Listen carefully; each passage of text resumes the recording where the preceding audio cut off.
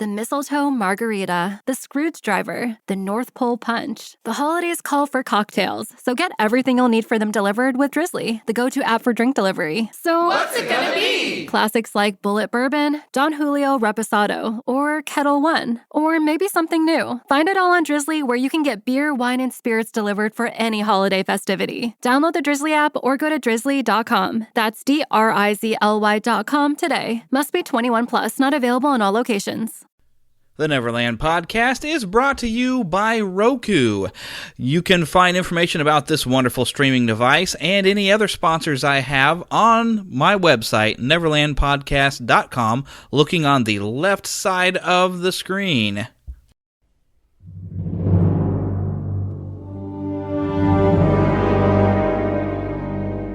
C-3PO, Loki, Mace Windu, Dr. Bruce Banner, Captain Rex, Venom, Princess Leia, Jean Grey, Darth Maul, Nick Fury, Grand Moff Tarkin, Captain America, Lando Calrissian, Cyclops. What do all these characters have in common?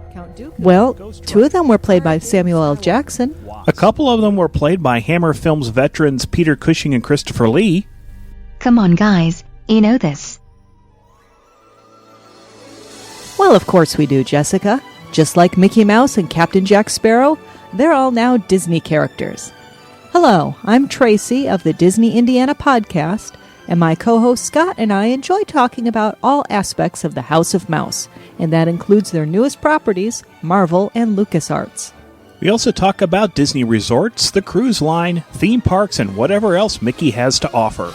Which includes movies, Imagineering, video games, and collectibles. You'll never know what we'll decide to talk about. So check us out at www.disneyindiana.com or do a search for the Disney Indiana podcast on iTunes, because now we've got a lot more to talk about. And don't forget about those other quote-unquote Disney characters like, well, Sully, Fozzie Bear, Buzz Lightyear, Link Hogthrob, Doug, Janice, Merida, Pepe, Bruce, Ralph the Dog, Wally, The Disney Indiana podcast. Even after 5 years, we're still miles away from the nearest Main Street, USA. We're not listed on the map, but you can join us at www.disneyindiana.com. Use that leveling thing here, whatever it was called. I've downloaded it yesterday while you were telling me about it, so... Yep. So I do have that, so even if you're a little funky, I guess apparently I can fix that now. Very nice. Just let me know when you're back on mic and I'll... You can fix my funkiness. Well, somebody has to, I guess, sometimes. There you go. The Neverland Podcast, episode 23. Up to Neverland! Take a start to the right and stay until morning. Neverland.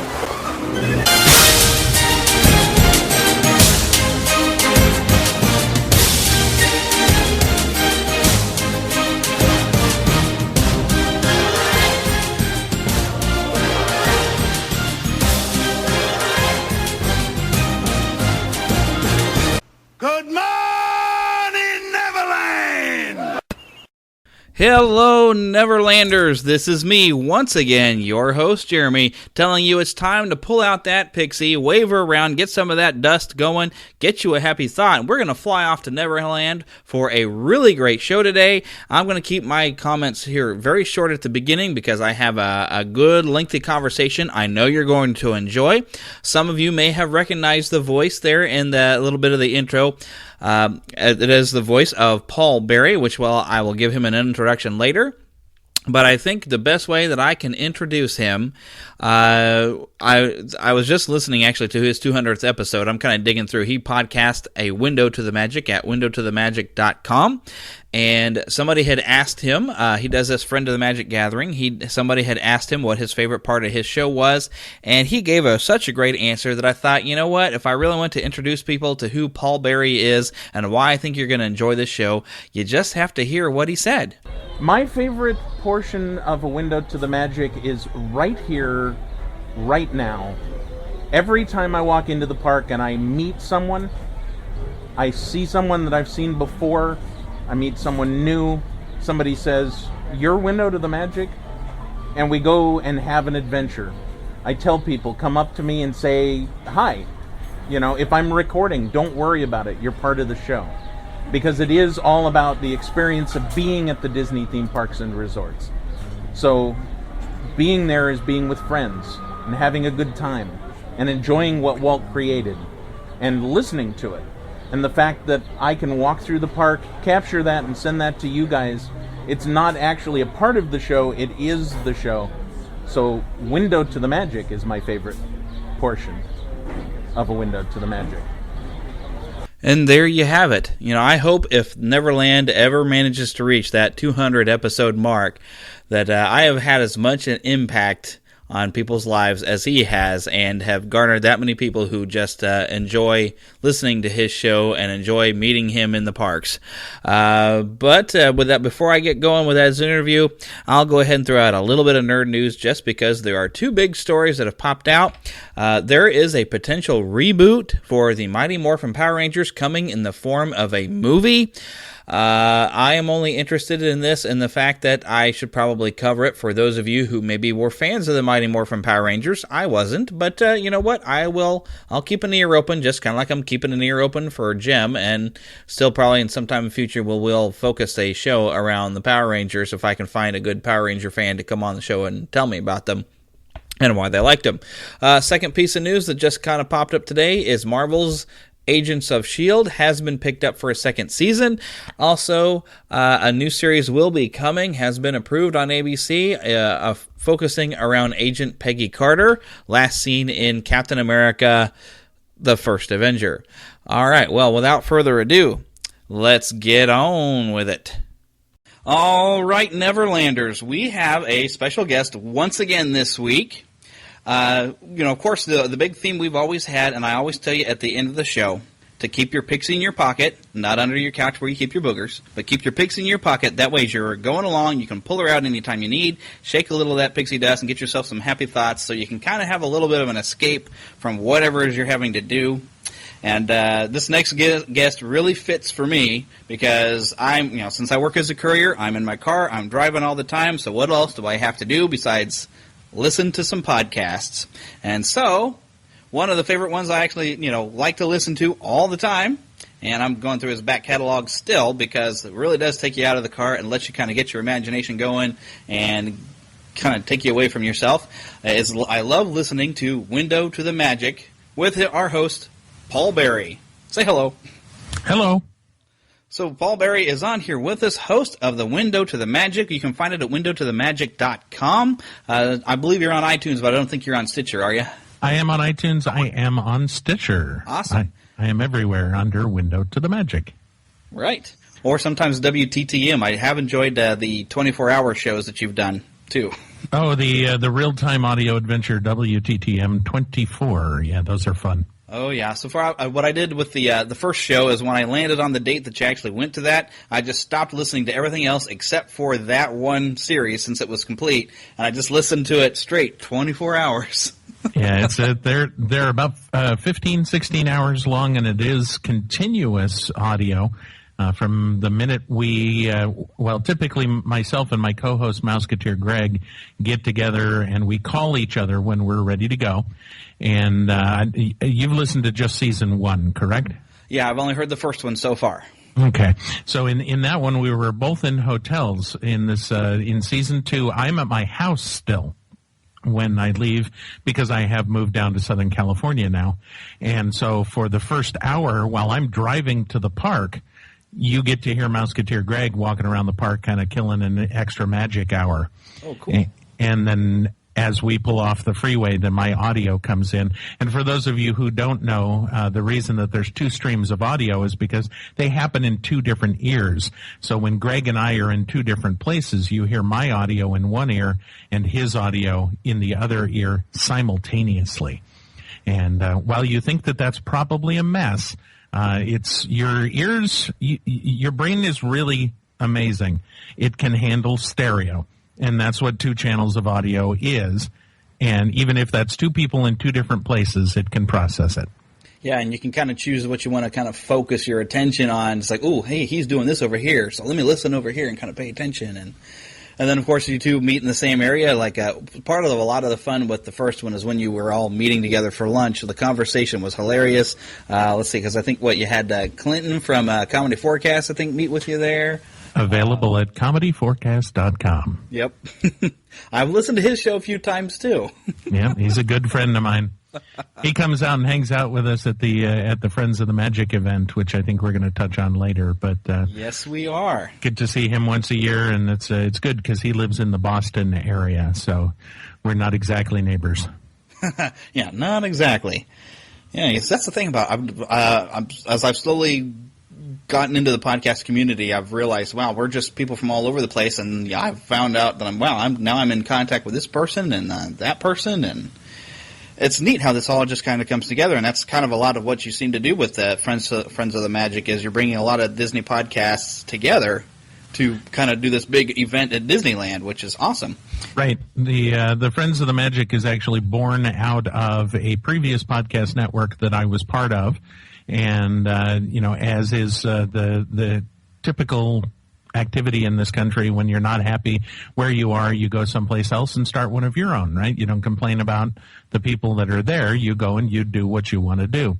And so what I did was I said that I was leaving this particular place and I was going over to begin a new one. And I brought some of my friends along with me. And I brought over Tony from Above the Fireplace. That's actually Above the Firehouse podcast. We tease him for that. Yep, he hates that. And let's see, we have Gary Chambers from the Mouse Lounge and Scott and Tracy from the Disney Indiana podcast. Love their show, too. Yep, and then Scott Veers goes by Mortis, and he is from the Mortis Matinee podcast. He's currently over in the Middle East fighting to keep us free. So Thank you very much, Scott, for taking some time off from your podcast to go and serve your nation. Wow, I'm going to have to start listening to his show because I hadn't really stepped out to it yet. Because I've got so many podcasts I listen to that I'm afraid I'll have so many I won't be able to squeeze in listening to the old ones because I'm trying to keep up with the new ones. Well, you have to watch a movie and listen to their show. So because they watch a movie and then they talk about the show. That's why it's called the Mortis Matinee. Ah. And so they'll watch Pete's Dragon and then they'll sit down and it's his entire family. So all his girls and his wife and he sit down and talk about the movie from each of their unique perspectives. Huh. Yep. And that's a good pixie dust kind of method too, to kind of take yourself out of wherever you're stuck working when you're behind a desk or behind the wheel and you're like, okay, well I have to pay attention to what I'm doing, but my ears and my brain are free to just chill out. Well, that's like Ricky Briganti from Inside the Magic. At one point, he was listening to, I think it was Clinton and Patrick and I walking through Animal Kingdom, and Ricky was driving north on the I-4 in Florida, and he was headed to work at the time. And as he was listening to us at Animal Kingdom, all of a sudden he just realized that he had driven past his exit. And he was so in what we ended up calling it an imagication. Yep. He took an imagication to Animal Kingdom while he was actually driving down the freeway, which I can't decide is really cool or really dangerous.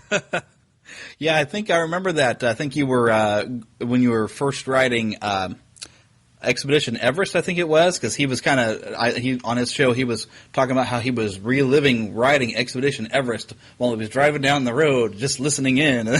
Yep, and then all of a sudden he woke up. Yeah.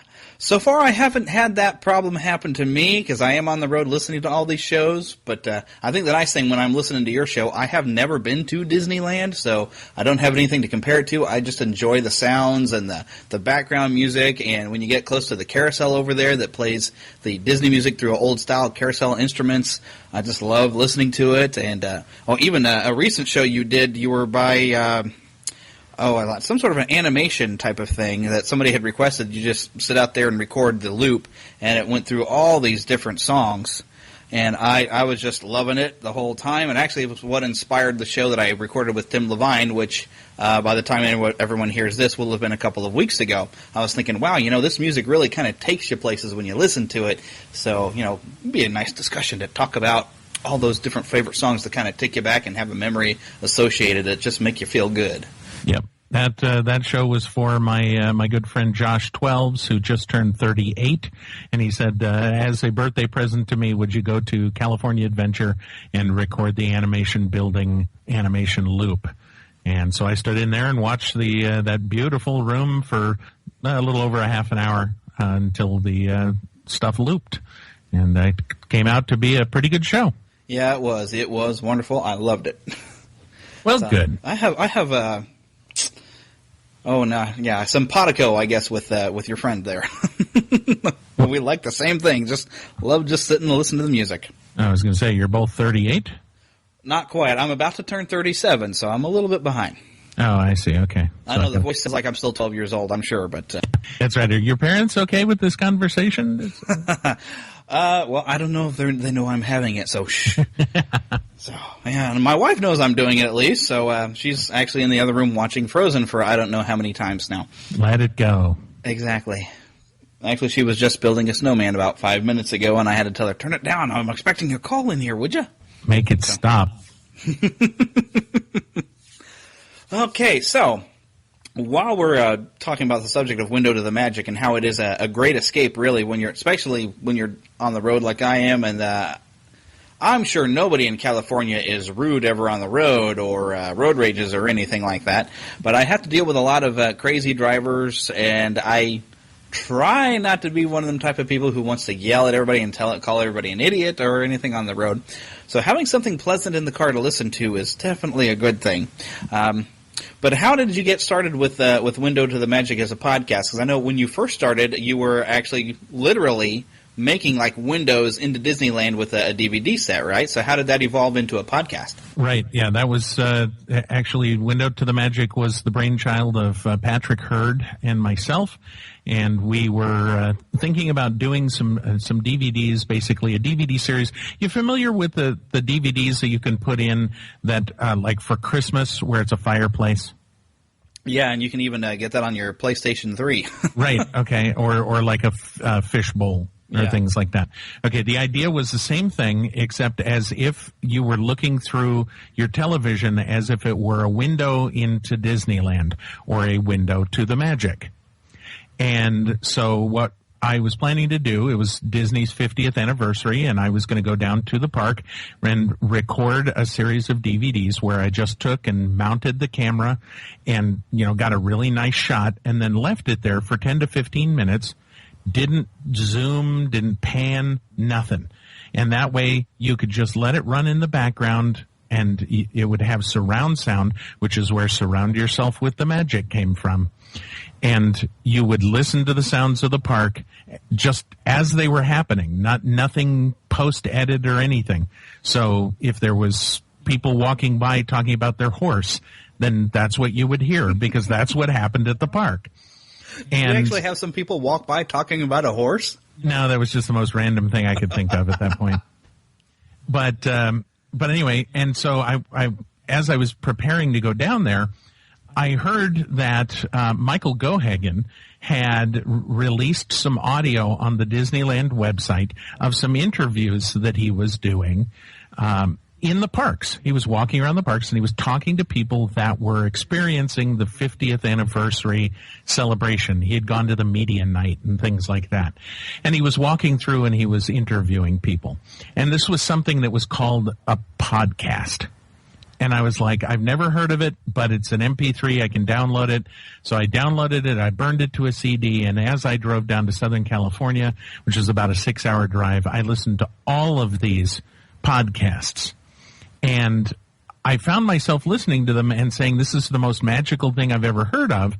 However, he's doing it wrong because he's talking and they're talking over Disneyland. I want to hear Disneyland. And I could hear it in the background, but I wanted it louder. And so what I did was I went down, starting in July, I had started the show by recording the 50th anniversary rededication of Disneyland. I was standing out in that mass of people when Governor Schwarzenegger and Diane Disney Miller and Bob Iger and everybody came out and congratulated Disneyland for making 50 years. And all of this basically brought itself around to the fact that we were doing these DVDs, which we're still doing, and I started recording audio where I walked into the park. I started out in the Esplanade between the two parks, and I would walk into somewhere, but I wouldn't tell you where I was going, and it was just me. And so as I was walking along, I wasn't talking to anybody, I wasn't interacting with anyone, so you could just hear the park. And that became a real magic way to share Disneyland. It was exactly what I wanted from those Michael Gohagan pieces. And people really fell in love with what we ended up calling the Where in the Park game. Yep, and I never could solve them because I've never been there, so I was like, I don't know where he is, but I'm just listening for different things and coming in the background. Well, just remember at the end, just yell, Disneyland, and you're right. Exactly. And boy, that's one of the things that was interesting when I first started listening to your show. I guess I've been listening for about a year and a half now, but it was around Christmas time. And I think the first show I heard, eventually you did go over to Billy Hill and the Hillbillies, and they were doing their Christmas show, which I absolutely loved that. But up until that time, I was like, what am I listening for? What's going on? I hear the crowd. What is this show about? What's he doing? Because all I could hear was you walking, but it was just silence. I'm like, I don't get it. Is there something about to happen? And then suddenly the show starts. I was like, oh, well, I get it. He just walked to something and is just experiencing it and just sharing the audio. I was like, oh my gosh, this is brilliant. Yep, you're coming along and hanging out with us, and we're having a good time. Yeah, oh my goodness, it really does help you just kind of escape from things, so you can kind of just listen and let your mind kind of fill in the blanks if you haven't actually got a visual image of it, but you just, because you'll walk by certain attractions, like Winnie the Pooh will be playing Winnie the Pooh music, and that might pass by over on the left or whatever. There's just all these different things actually are happening, and it just lets your brain kind of go through an experience with you, so it's really fantastic. Thank you. Yeah, it's a very simple idea. The concept was very, very simple from the start. Just go and record what it's like to be at Disneyland. And that, of course, expanded out to include California Adventure. And now, over the last 14 months, we have also been including Walt Disney World, since one of my good friends, Jeremiah, moved out to Orlando. And he brought along a set of binaural microphones and a recorder exactly identical to mine. And he sends me audio, and we share. Actually, we do 2 shows a week now. Yeah, because you get your subscriber shows as well that kind of go in there. Yep. So you go in with a subscriber show, you get all kinds of audio, and you'll get quite a few people telling Jeremiah they like his shirt. Yes, exactly. Yeah, everybody likes Jeremiah's shirt episode. That's that subscriber shows basically were born out of the fact that you've got 2 different ways that you can go about it. You can charge. Well, there's 3 different ways. You can not charge for it. You can charge for it, or you can get a sponsor. And while I like the idea of not charging for it, and I like the idea of having the sponsor, both of them seem just a little like they weren't going to work, especially with what I was going through at the time. I really didn't have enough money to be supporting the show all by myself. And so I thought to myself, well, I tried the sponsors, and that was good, but it was a lot of work, and you have to answer to them, and it's just not the best way for my kind of show. And so what I thought was, well, if people like the show, if they just give $3 or $5 a month, it's nothing. You know, nobody looks at $3, which is, less than you pay for a soda at Disneyland. And, nobody looks at that and says, oh, no, I can't get rid of that. That's too much. But when you put it together with other people, if you get 100 people that donate $3, all of a sudden you've got $300. Yep. And that helps the show out, and it doesn't interrupt anybody else. There's still the free feed and things like that. Those people get all their shows for free. And then if you want more window to the magic, then you do the supporter shows, and that gets you an extra show every week. So It works out well for everybody. Yeah, and I've been enjoying the supporter shows because you and I seem to have similar music tastes, because you'll often will stop near like the Disneyland band or I forgot the name of the band that they play a lot of swing music at certain times, that you'll go out and stop and record them. Yep, Swingtown. Swingtown. Just a lot of groups, because I used to play in marching band, so I dig that kind of stuff. Very nice. Yeah. Have you heard the All-American College Band yet? Yeah, I think I've heard some shows with them, too. That is amazing. I wish I had been that good to where I could have gone to college and been a part of that. Yeah, I never played an instrument, so. I wasn't that good at it, but boy, I wish I would have been. Yep. I think they put me on the wrong instrument. I'd signed up to play drums because even when I was a little kid, I was always asking for a drum set, so my parents would get me these little kind of ones that had really bad paper heads, and after just a couple of days, I'd already busted through the heads on them, so they didn't last long, but I was always drumming around on things and everything like that. Then when it came time for middle school and we were going to get to learn to play an instrument, and so they had you write down what you wanted to learn to play, and so I wrote down drums, and they said, well, we're only letting people learn to play drums that already know how to play drums. You have to be taking lessons. To which I was thinking, wait a minute, I'm coming to school to learn something. If I was taking lessons at home, I wouldn't worry so much about learning it at school. So they stuck me on the trumpet, and the only thing good that came out of that was I learned how to read treble clef, and I can hear a pitch now when I'm singing in the choir at church. So there you go. At least I got that much out of it, but I was never really any good at that instrument. So that was your first. That was your first introduction to real life.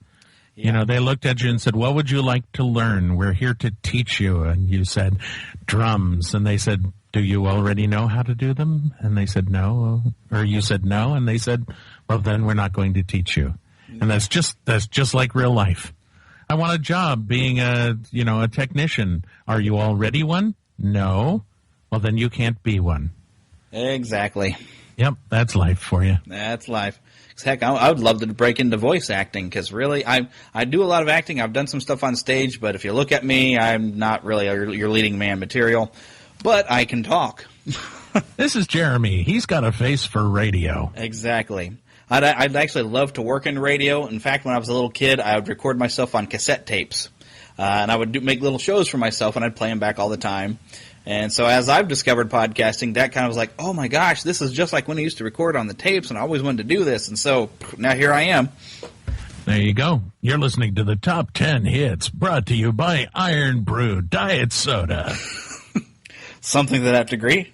Yeah, see, there you go. And I do usually do a song of the week and everything, which, hey, if you go to neverlandpodcast.com, look at my song of the week, whatever, from on iTunes, because by purchasing this song through iTunes, you're actually helping my show out. I'm still trying to rely on sponsors, but since I have a different format show and I'm actually talking for at least half of it, I can actually go and throw out the advertisements that they asked me to. So, the song of the week this week is Biggest and the Best by Clawfinger.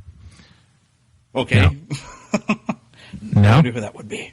No, well, if you look it up, you'll know that it doesn't fit in your show at all. Probably not. Not with something called Clawfinger. Yeah. I think it's called The Biggest and the Best, or Bigger and the Best, something like that.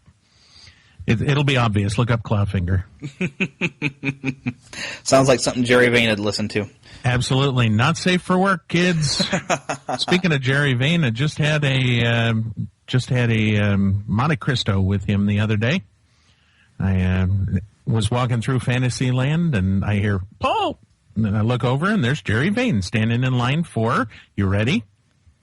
The Haunted Mansion? Peter Pan. Oh! Yes, the Neverland podcast. See how I'm tying it in? Oh, yes.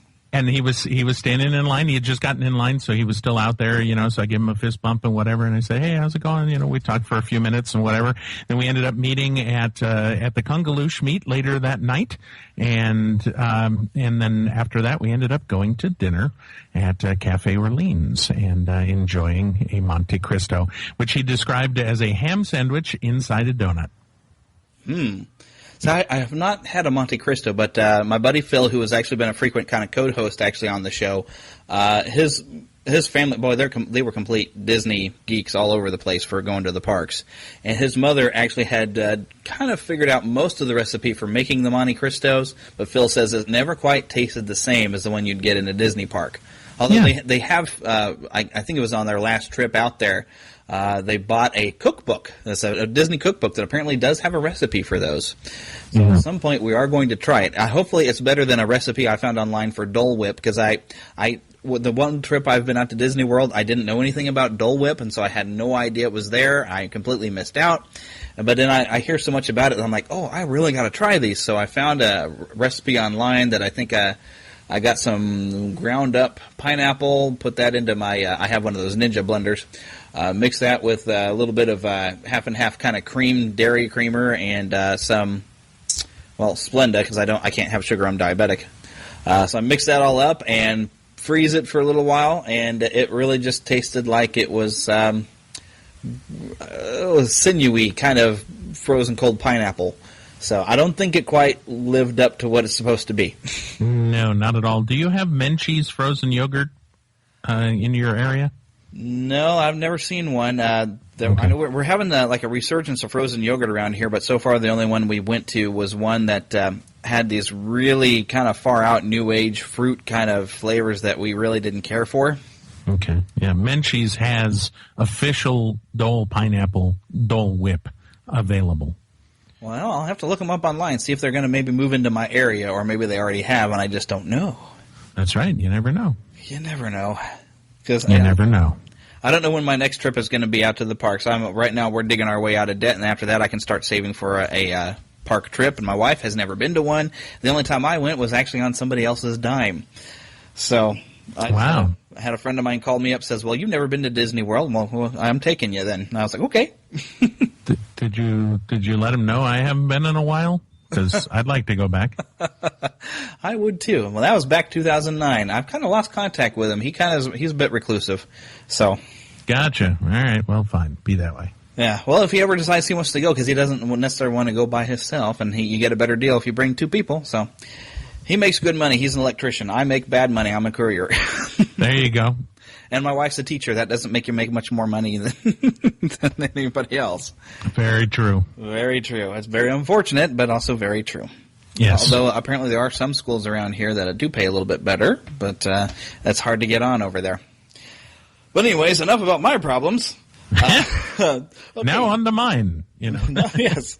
So Friends of the Magic then is something I'm actually listening on with your back catalogs. It's very clever by the way how you've delayed hitting to episode 200 until you got to I guess what was the first Friends of the Magic meet, where you did like a 199.25, then 0.50, then 0.75, then you said, well, we've got graduation happening and all these other things, so you're actually not going to get a show next week or the week after, and then we'll actually be at the meet, and I'll record 200 with all the people at the meet.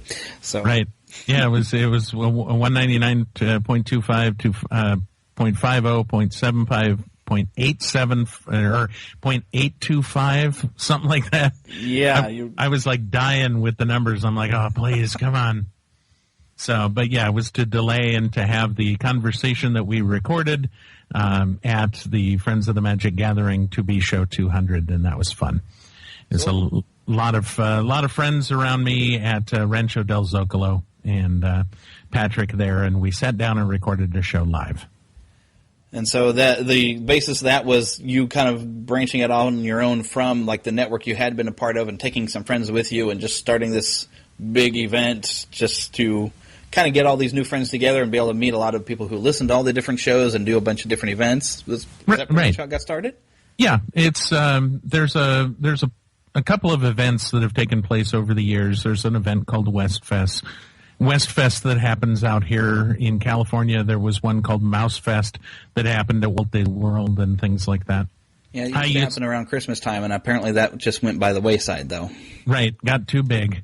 I used to hold an event up in Northern California called Schmoozefest, which, I just was looking for a word to put at the beginning of fest.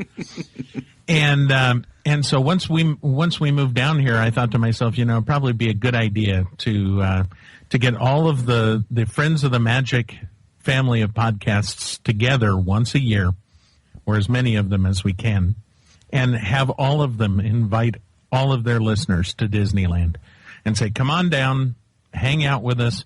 We'll be there Friday, Saturday, and Sunday. We're going to schedule specific places we're going to be. When you go out there, you'll get to meet the podcasters. You'll get to meet the other listeners. You'll get to get some swag. You can win prizes. And once we're done talking and whatever, then we're going to go and have an experience or we're going to go have an experience and then afterwards we'll quiz you about it, and if you get the quiz answers correctly, then you'll win a prize, that kind of thing. And so it's provided by Patrick. That's right, yes. Yes, and prizes provided by Comedy Forecast, available at comedyforecast.com. That type of format basically allows people to come in, and they can come in anytime during the weekend. You don't have to follow us around the whole time. So if you're looking to go and, just meet up with us, you can meet up with us at the meet and greet on Saturday morning. If you don't get there until Saturday evening, you just look at the schedule. You see where we're going to be. You meet up with us, you say hi, you go on an adventure, and then you say, okay, well, I'm out of here, and then you take off. It's just a way, we call it food, friends, and fun at the Disneyland Resort. And sometimes we have big dinners where we'll reserve part of a restaurant, and we'll have, like this year, I'm actually doing an event early at the way beginning of Friends of the Magic this year, which is for my birthday. And so on August 7th, we're going to rent out the Wishing Well room at the Carthay Circle restaurant. And the Wishing Well room has a table that seats 12 people. And what we're going to do is we're going to get together a fixed price menu. We're going to sell tickets, basically, because we want to make sure that everybody that wants to go can, but that everybody that says they're going to go does.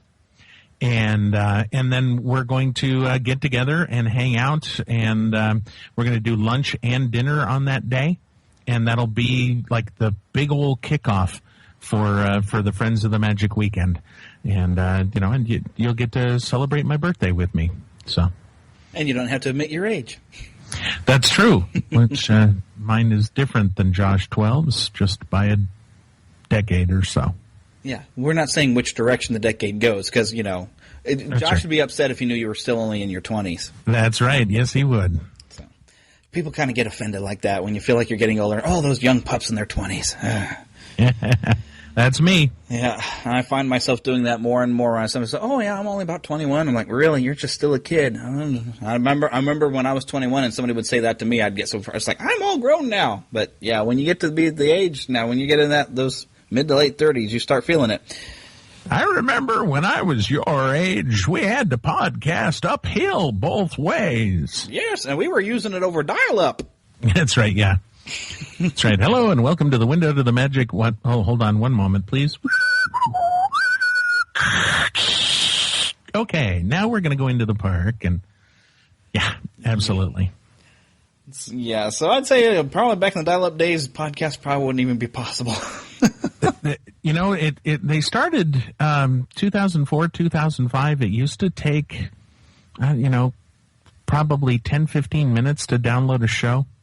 Wow. Somewhere in that area. Now I can get one in just a matter of seconds. I remember when I first started, because I've been a member of the Disney audio community doing Disney audio collecting since 1995, 1996. And at that point, we were literally on dial-up modems, AOL, that was how we communicated. And back at that point, it took, 5 minutes per meg.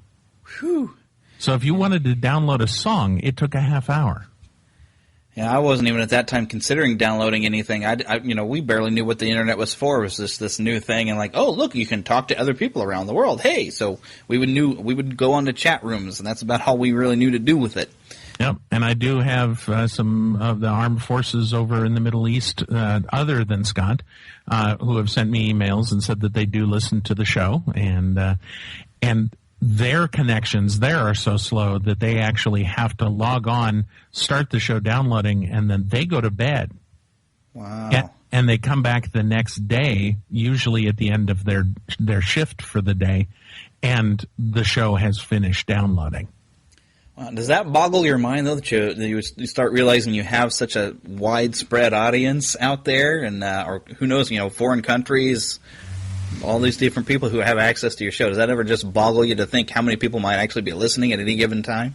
Well, it is kind of fun, using Libsyn like we do. The stats that they have are very extensive, and you'll be able to go in and see just who is listening and when and from where. And so it's really cool to go in and look and say, hey, look, I've had 63,000 downloads, from, East Puppy Tights, Wisconsin. It's like, wow, that's pretty cool. I'm big in Wisconsin. Yeah, so far since I just got onto Libsyn, I haven't been able to track how many people have actually been listening, and it still blows my mind when I have somebody on Facebook who maybe hasn't liked my the official Facebook page, which facebook.com/Neverland Podcast, but they haven't gone on there and liked the page, or they haven't started following the Twitter feed for Neverland Podcast, but they'll say something to me about the show, and like, oh, cool, I didn't realize you were listening. So you didn't plug your Twitter page. Oh, well, that's twitter.com/NeverlandPcast. That is the letter P, not the vegetable. Or the activity. Yeah, I didn't necessarily want to say, but putting as an activity seems to be the nice, clean way to say it, yes. There you go, yes.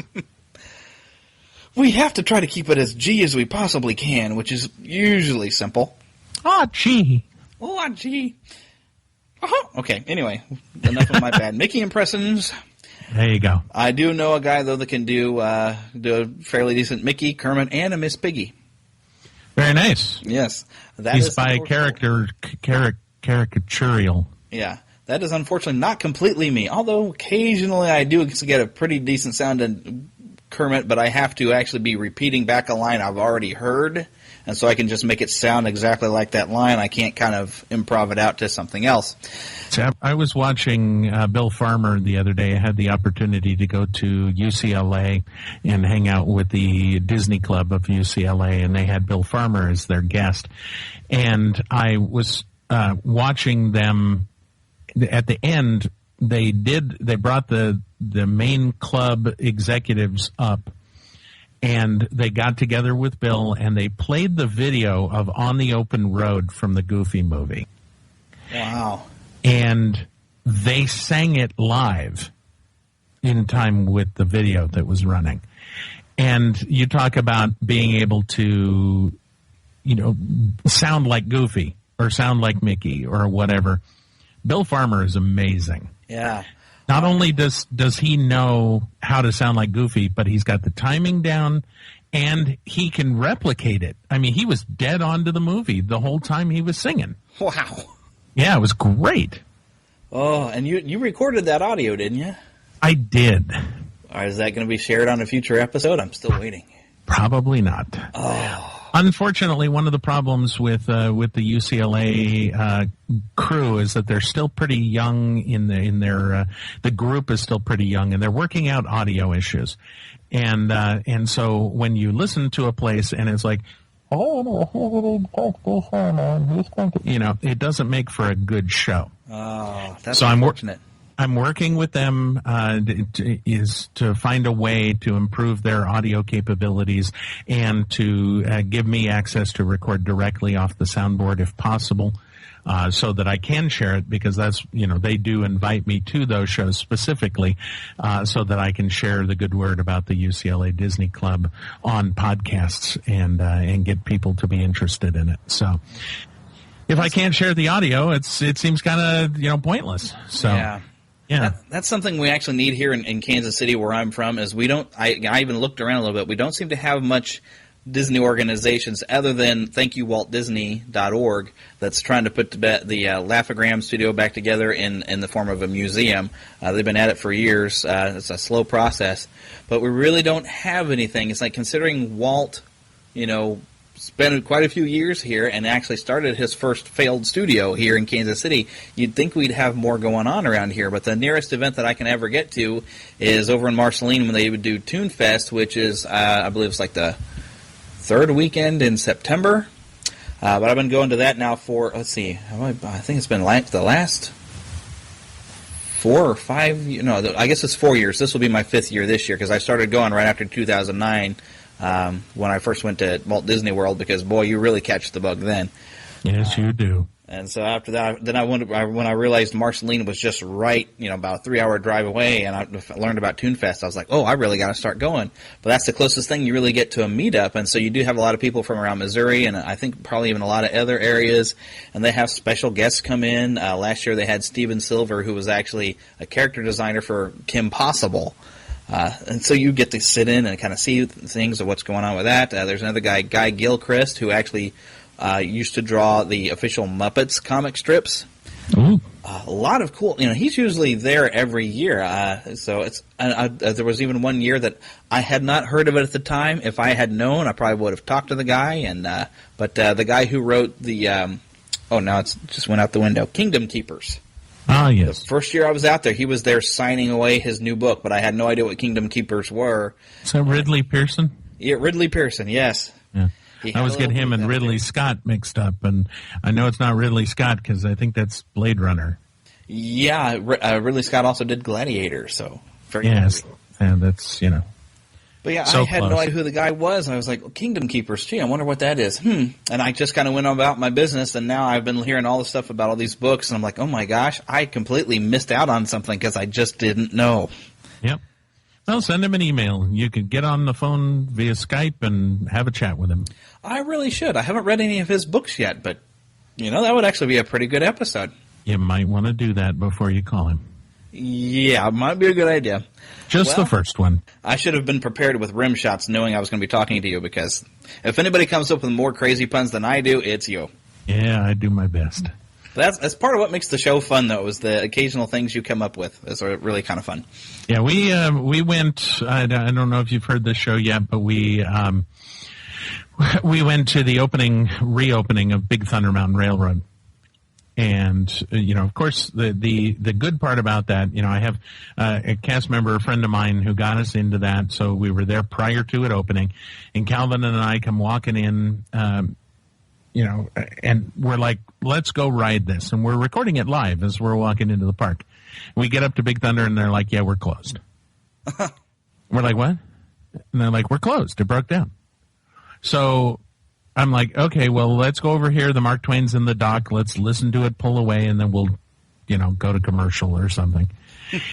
And so I'm sitting over there, and all of a sudden it hits me, why don't we ride the Mark Twain? Duh. And so we run over and we get in, get onto the thing, and I stand in the back by the paddle wheeler, and we just start punning. And for some reason, we're like picking on things, and I'm doing things like, you hear that? You hear that? That's a tree. I could clearly hear its bark. That kind of really bad humor. I like bad humor, though. Calvin's sitting on the other side of me going, I hear smoke. Yep. It's fun. And, so yeah, that's a big part of Window to the Magic is listening to the bad jokes. Episodes ago, too. That's during I forgot what you're calling it now. It's on a Friday that both you and Calvin are over in Disneyland, and then Jeremiah Good is over in Walt Disney World, and you're both recording everything you do throughout that day, and then just been kind of going back and forth sharing the audio. Yeah, that's one of those, you can't remember the name of it because the name makes no sense. It's like a day in the park or something. It's so close. It's a tale of two Fridays. Yeah, there you go. But the whole idea is that we both went on the same Friday. Yeah. So it's not two Fridays. It's one Friday. And I named it that, and I released the first couple of episodes, and I went, whoops. That's not at all what I meant. But yeah, it was an 8-part episode, 4 Disneyland and 4 Walt Disney World episodes, and basically what it was I wanted to take April off, and so I looked at Jeremiah and I said, go to Magic Kingdom and Epcot, spend some time in Magic Kingdom, take the monorail over to Epcot, spend some time in Epcot, and then do 5 or 6 hours worth of audio, and then I'll edit out the boring parts, and we'll make it 4 one-hour episodes. Yeah. And I did the same thing at Disneyland, except I left out the Epcot part. Yeah. And which I'm sure Jeremiah was just like, no, I don't want to go into the park. No way. Yeah. It's always rough getting him to go. Oh, I'm sure. But once I convinced him to go, everything went well, and we did release 8 exactly 1 hour long shows. If you look, each of the shows is exactly 1 hour, 0 minutes, 0 seconds. And I've noticed. Yeah. And so we went into the park and had a good time. So that's fun. And in order to get the full benefit, you really have to be a subscriber, so you get those in-between bits. That's right, because if you're not a supporter, then you got 1, 3, 5, 7, and 9. Yeah, you got all the odd episodes, and boy, were they were odd. They were very odd, yeah. Mm-hmm. And there's even more. Oh, of course. Yes. Now, the main topic, I almost forgot where I was going, actually, with having someone who's grown up pretty much around Disneyland and things like that. There's one thing I was able to observe in my one trip to Disney World is the ability that park has, that it's just got to be in the design, and it's like floating in the air, no matter how old you are or how much you're like, I'm this big hard worker, and it seems to just take you back, turn you into a kid, and say, let's play pretend. Pretty much, yeah. And even so much like when I rode Dinosaur, I just kind of played along with things and just like, yes, that's right, I went back in time and we're being chased by dinosaurs now. So I just went along with it, and said, I don't care if I end up looking foolish, but I was just having a good time because your imagination just gets to run wild, and it really does help that the Imagineers create such realistic and believable type of things for you to interact with you as you're going on these attractions. It's just mind-boggling. It is. I have been going since 1973 to Disneyland, and for me, it was a great escape. It was the ability to go and see all these magical things, and to have all these wonderful adventures. I mean, back when I first started going, I could shrink down to the size of an atom. I could go under the sea in a submarine. I could climb a mountain, and bobsled down a mountain. And all of these things, I could go and go into the painted desert and go through the rainbow caverns, and then I could go and visit the ghosts in the haunted mansion, all in one place. Mm-hmm. And it was just this great fun place. And because it's the way that it is, you can, as a kid, you can run around and do whatever, at least back then. You were allowed to go around because it was safe. Right. And so Disneyland has always been kind of a little bit like Olaf says. He says, I like warm hugs. Disneyland is like a warm hug. And so when you enter a Disney park, you are entering the arms of a caring being that is going to take care of you and to show you some fun. And that just gets embedded in your psyche to, whenever you get older in your teens and whatever, and you start to think, well, I'm too old for that, and, whatever. And then you go back a little bit later and you're like, I remember I used to run down Main Street with my Mickey ears on and just screaming at the top of my head, until I got down to the castle. Well, what if I did that now? And so then you try it because, in your late teens, early 20s, you're still stupid enough to run down Main Street. And you do it, and it's still fun. Yeah. And you're like, well, wait a second. So then you go to, what is now a trip to outer space instead of a trip to inner space. Mm-hmm. Or you go find Nemo instead of the polar ice cap. Or you go and you are on a runaway mine train instead of a mine train through nature's wonderland, and you still go see those same exact ghosts. And it's just as fun as it was before, and it takes you back to that part of your childhood to where you were just innocent and happy, and it's just I mean, I even live down here. I go, I just got a message from Josh Quillen from the Theme Park Talk podcast. He says, hey, are you going to be in the park tonight? I'm now that close. I work just a couple of miles from Disneyland. And so, I can take off after work and just stop by and ride the train on the way home. I mean, who has that commute on the way home, right? Highway 91, Highway 57, the Disneyland Railroad, more of Highway 91, and then to your house. Sounds great. Oh, yeah. So that's, it's just, Disney is just that way. They crafted the park in such a way to give you that warm hug that just tells you it's okay, you're happy, have fun. Exactly. Be 5 years old for the next 3 or 4 hours. Be 5 years old for the next rest of your life. Exactly. Yes. And that's one of the things, since my wife has never been to a Disney park, when I came back, I was just all fired up for all things Disney. Because, I was kind of a Disney fan before. I loved the movies and everything like that. But and I always wanted to go out to the parks, but I'd never gotten to go. By the time I came back, it was like everything got juiced up on steroids. And then I started finding Disney podcasts, and now I'm getting all kinds of information. I'd been to Marceline. I learned everything in the world I could about Walt himself. So I'm like, it's almost like this obsession thing that I drive my wife, unfortunately, a little bit up the wall. But I'm thinking, once we get you down to the park, you'll get it.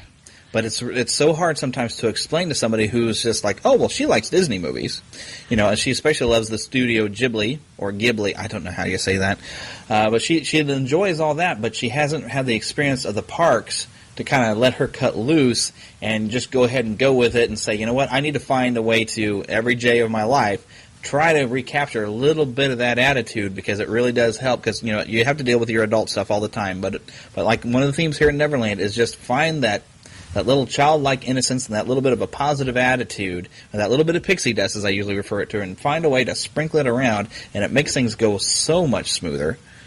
Now, the catch with taking people when they're older, and hopefully this will not be the case, but you take people who have never been to a Disney park, and they don't have that background from when you were a kid, when you were going to the park and you were having that fun and whatever.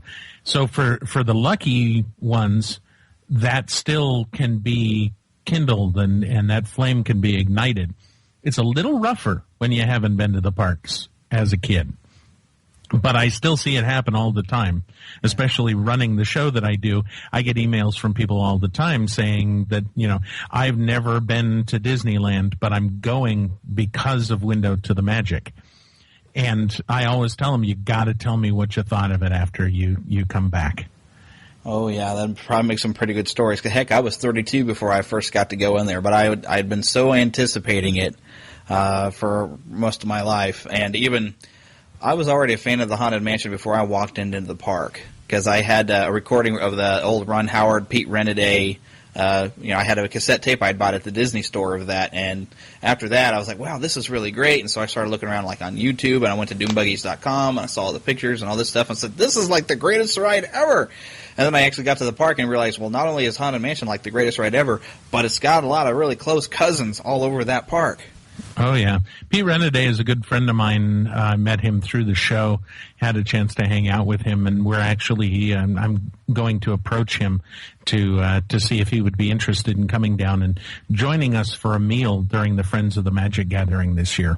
Oh, man. And so that's the kind of fun. I mean, the year before, we had Bob Gurr. And, we had Bob Gurr. We called the event Guess Who's Coming to Dinner?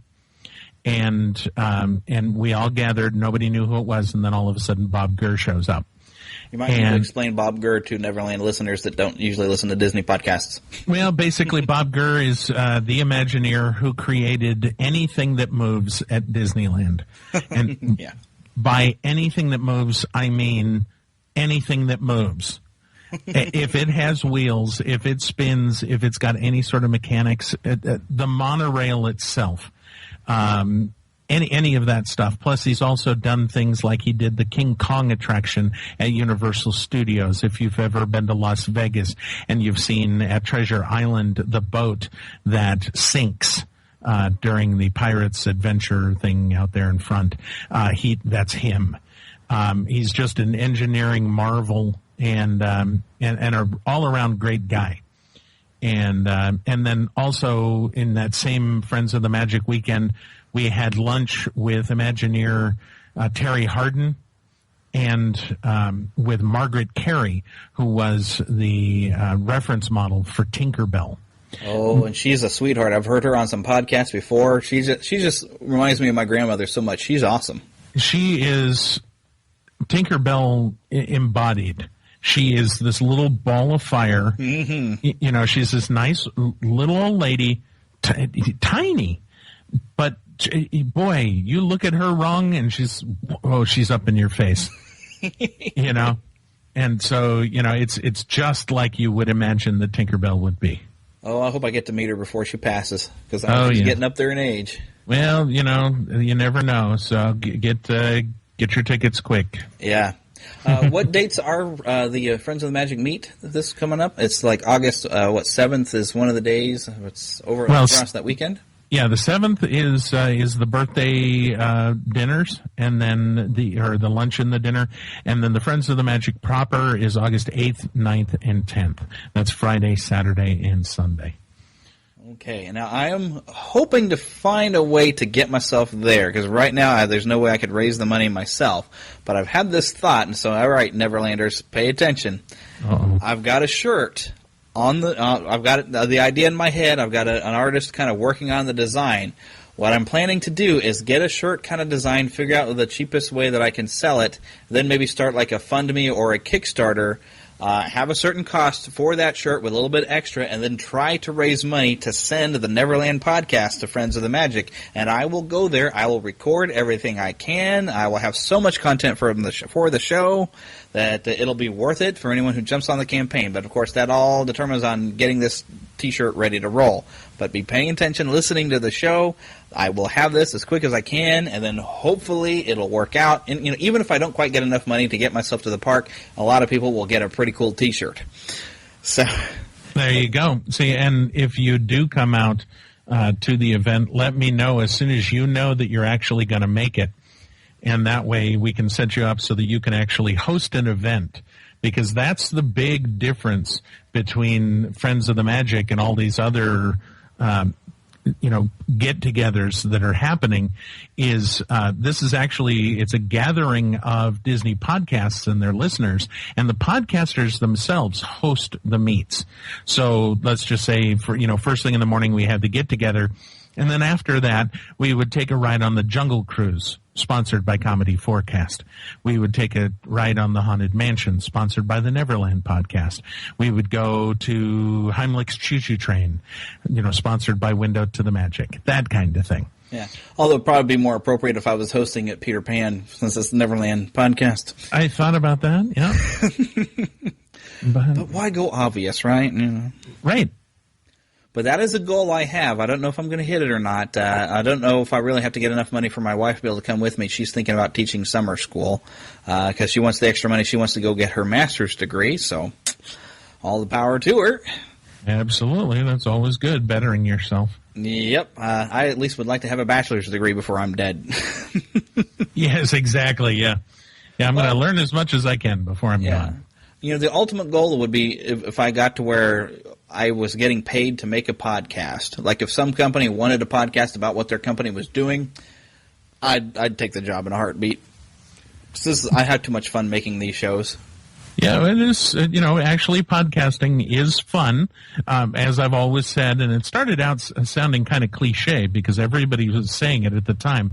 But getting together with and making new friends is what podcasting's greatest benefit is. And the fact that I've got, 30 to 50,000 people that listen to the show each and every month, and that some of these people contact me, and some of these people come out to the park, and when they come out to the park, they know that on Friday afternoons between 5 and 7, I'm out at Trader Sam's every single week. So they know that they can come over, meet me, and say hi. And they get to meet me, but more importantly, I get to meet them. Yeah. And there's just so much fun to meet all of these people, especially the people who are like longtime listeners who know you better than you know yourself. And they're like, oh, where's Calvin? I've been following him ever since the Diz test. Where's Patrick? That kind of thing.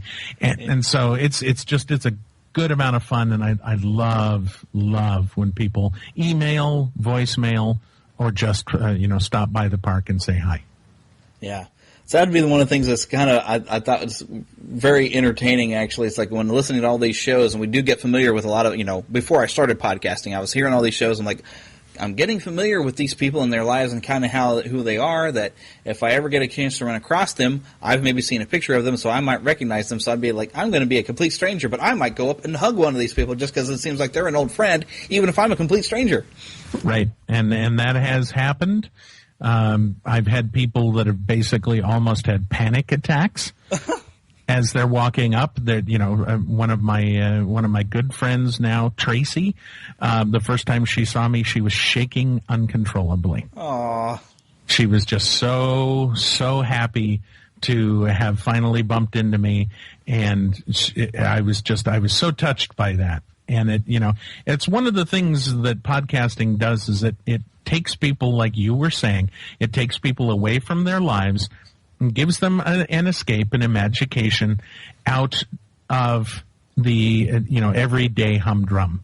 And for some people, it takes them away from bad situations. It takes them away from not having the money for the rent. It takes them away from the fact that they've just lost their father. It takes them away from just about anything that happens to be negative in your life. You put on the headphones and you go with Paul to Disneyland. And to hear people and to meet people where that has happened I just love that. So far, I haven't got to meet any. Well, okay, I do know some people who listen to me, but I've already knew them before, and they were like, "Oh, you have a podcast now?" And they'll listen to me that way. But so far, I haven't met any strangers yet. But I hope to. Of course, so far, I haven't really put my last name out because I'm a little weird with having people I don't know pop over on my Facebook page because I get a lot of kind of spam people. Okay. So I don't know if I'm quite prepared for a bunch of people to find me on Facebook yet. Plus, they might find out, wow, he's really opinionated, and I don't agree with him. I don't think I like him anymore. So, I'm afraid of that happening. The fact that I posted to Twitter just earlier that I was hanging out with Jeremy Popanov is not good then. Yeah, well, it's better than being Jeremy Poppinfresh. There you go. Okay. Well, I have learned, like at Walt Disney World, though, some of the parks you walk around, it's murder on your feet. Like I know, like Lou Mangella would smack me for calling Animal Kingdom a half-day park, but we did only spend about half a day there. But because they're trying to make it so realistic and like you're traveling the world, it was the hardest day to be on my feet, walking around from place to place, that by the time we did the second half of our day, we went over to Epcot, my feet were killing me, and I really missed out on most of Epcot. We only I think we got onto the Spaceship Earth, got out to Maelstrom, did Test Track to Mission to Mars, and then we left. So I didn't really even get around World Showcase, completely missed Soarin' like an idiot. So I really need to go back so I can go to Epcot. But yeah, my feet were just killing me. We couldn't hardly stand to walk around. Wow. For being in Animal Kingdom all day. So I can understand the pressure you can put on your body by doing a lot of walking. Yeah, when Calvin turned 21, we did the Drink Around the World thing, and I thought to myself, I'm not doing well with my back and such, and I'm going to go out to Walt Disney World, and everything is so far apart at Walt Disney World. I thought, this is going to suck. And I got out there, and it was just fine. Yeah. And that was good. I was really happy with that because we made it all the way around. We, had some good drinks and celebrated his 21st, both at Epcot and with Yeehaw Bob. So. Oh, yes. I actually just heard him on somebody else's podcast. I really do look forward to getting down there sometime and going to actually be able to check out his show because I think on your show, even a couple of your early times you'd head out to Florida for Mouse Fest and you'd always record a Yeehaw Bob. That's the first time I'd heard him, and oh my gosh, he's a hoot. No one has more fun than us. Oh yeah. So I'm going to get back out there to Florida one of these days. One of these days I'm going to be wealthy. Maybe I've got a few novel things that I've written. I just need to edit. Maybe I'll sell books, and who knows. Novel things? Are those books? Is that what? Yep. Yeah. Okay. Yep. I actually have one. I have a bad habit. If I start something and then I get distracted and I don't quite finish. Well, I had one that I actually completely finished, and then I started editing and I got distracted away from editing. Well, then you didn't completely finish it. Yeah. I need to jump back onto that thing, really, because you never know. You might actually just be – because I always thought it was fun to tell stories in whatever fashion. That's why also I do if anyone ever finds my YouTube channel, you'll find me doing some kind of really cheap amateurish video story kind of things. But, sitting down and writing a book, you always kind of wonder, it's like, wow, I don't know if I'm really that talented. Ooh, I'm knocking stuff over. I don't know if I'm that talented a writer, but you never know. You might actually have something you wrote that's going to be, like Harry Potter, where, surprise, big hit. Yep, his name is Jeremy, and he has just met you, but he loves you. Squirrel! That's my impression of you writing a book. Yeah, that's pretty much how I am. Shiny object. Uh-huh. So, Yeah, and my wife has actually previously, but before she was my wife, she said if I really need to get your attention, I just have to make sure I wear a shiny shirt. And she used to have some kind of shiny, like, orange shirt that she would wear every once in a while. She's like, this is so I'm making sure that your attention is on me. Not going there. Well, she still puts up with me, so. There you go. I don't know why, but she does. There's something to be said for a wife that will stick around and put up with you through no matter what you throw at her. Mm-hmm. Mm-hmm. Yeah, because let's face it, the room I'm in, I'm a big kid, and I'm covered with Teenage Mutant Ninja Turtles, Avengers, Monsters University, Star Wars, and Lord of the Rings all over the place. And I even have a Spider-Man hanging, like he's web swinging between the corners of a wall. I hate to tell you, but that's a dust bunny. It just happens to look like Spider-Man. It could be. It might be. I might have dust bunnies that have mutated from the spiders around here, and next thing you know, they're going to be climbing the walls. And I might have an electro dust bunny coming up at some point, too, and it's going to shock me in the middle of the night. There you go. It could happen. Okay, but I see that this has gone on for an hour, so this is worth at least pretty much an entire show. Yay! So I should probably go ahead and sign this off, but I'll remind people once again to go and check out your show at windowtothemagic.com, and you are on iTunes and Stitcher. Yep, iTunes and Stitcher. You can find us on Facebook. You can find me, facebook.com/windowtothemagic, or you can find the show page at facebook.com/WTTM podcast. And you can find us on Twitter as well by looking up twitter.com/WTTM. Yep, very simple like that. And, of course, as a reminder, the Neverland podcast can be found on iTunes and Stitcher as well, simply by searching. Also, we are on Facebook you could simply search for the Neverland podcast or go facebook.com/Neverland podcast. Same as on Twitter at NeverlandPcast. You can email us. Please do send emails. Let me know what it is that from your childhood that I have not covered yet that you really have some fond memories of. Share those fond memories at podcast@neverlandpodcast.com. Because, this is kind of almost halfway user-driven, so I want to hear everything, all your good memories, everybody, so send them in, and I will try my darndest to find some information, even if it's something like Power Rangers that I didn't pay attention to. I will dig up all the information and all the sound clips of Power Rangers I can if somebody wants me to. I want to hear you talk about Power Rangers. Oh, well, I guess I'll have to now, just for you. But I don't want you to look at American Power Rangers. I want you to look back at the Super Sentai from Japan. That could be a challenge. Yet really fun. Trust me. It might just be. There you go. Sort of like whenever, at some point I'm going to have to cover Voltron, but it'd be fun to actually track down the original series that Voltron was actually pulled from, I think 2 different cartoon series in Japan, and combined them together to make Voltron. So, yeah, that's going to require research. You bet. And it'll be fun, and you'll be thanking me for it after you're done.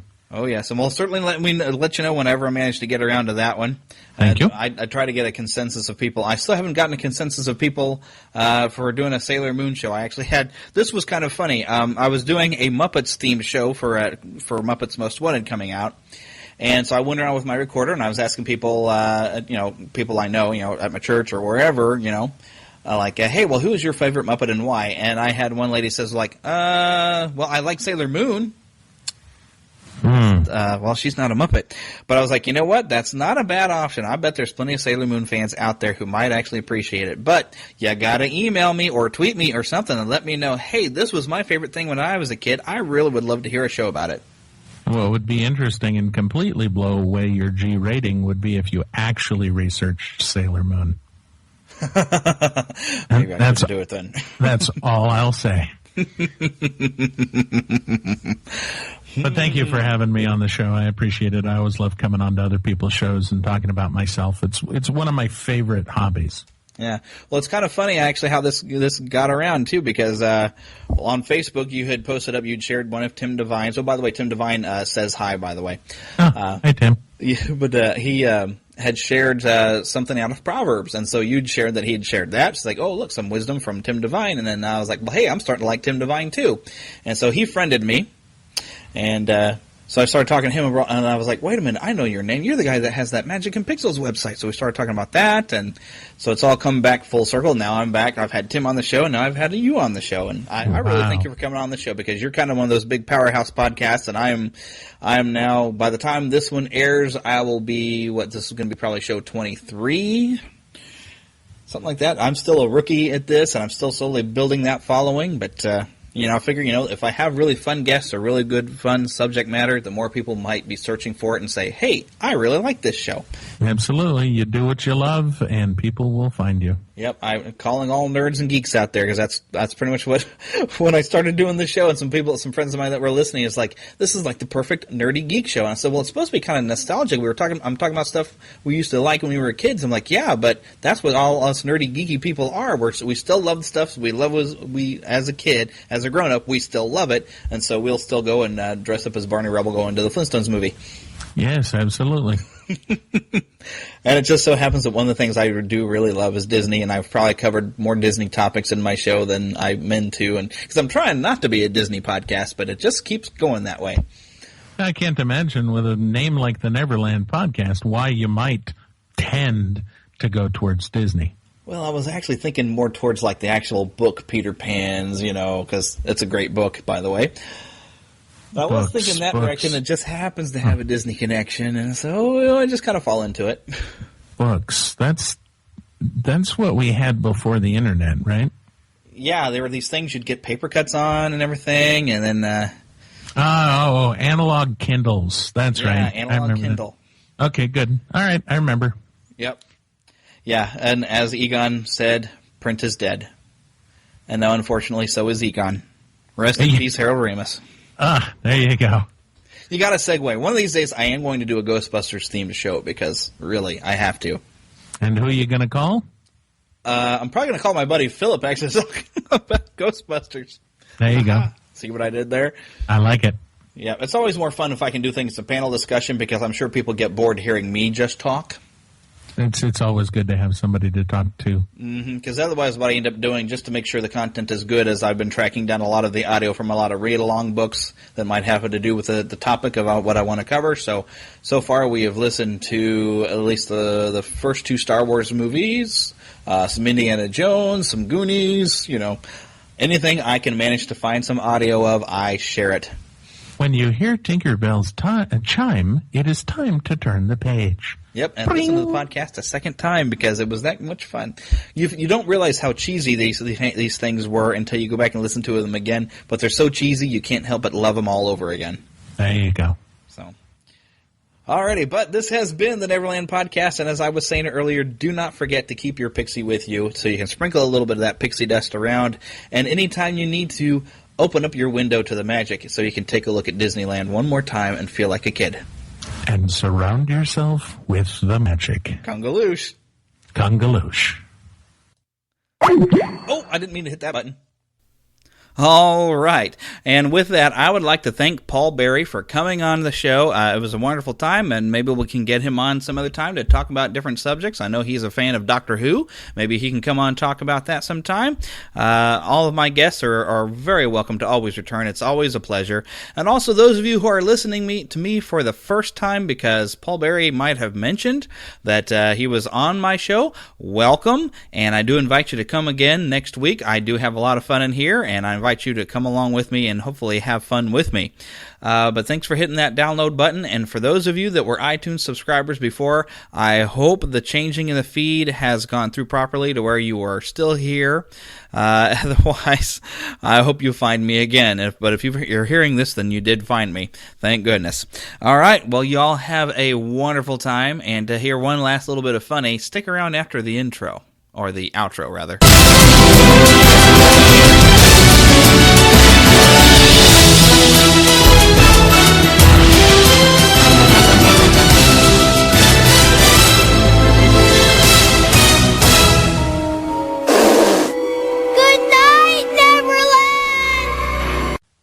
I take it you hang up to get your recorder to stop? I clicked the wrong thing, but it did stop the recorder. But I was like, oh, that seems so rude to just cut off like that. I was like, bloop. Oh, well, I guess we're done. It's like, I didn't mean to do it that way. I meant to actually just open the recorder program and hit the off, which I better actually do because it's going to start a new one here.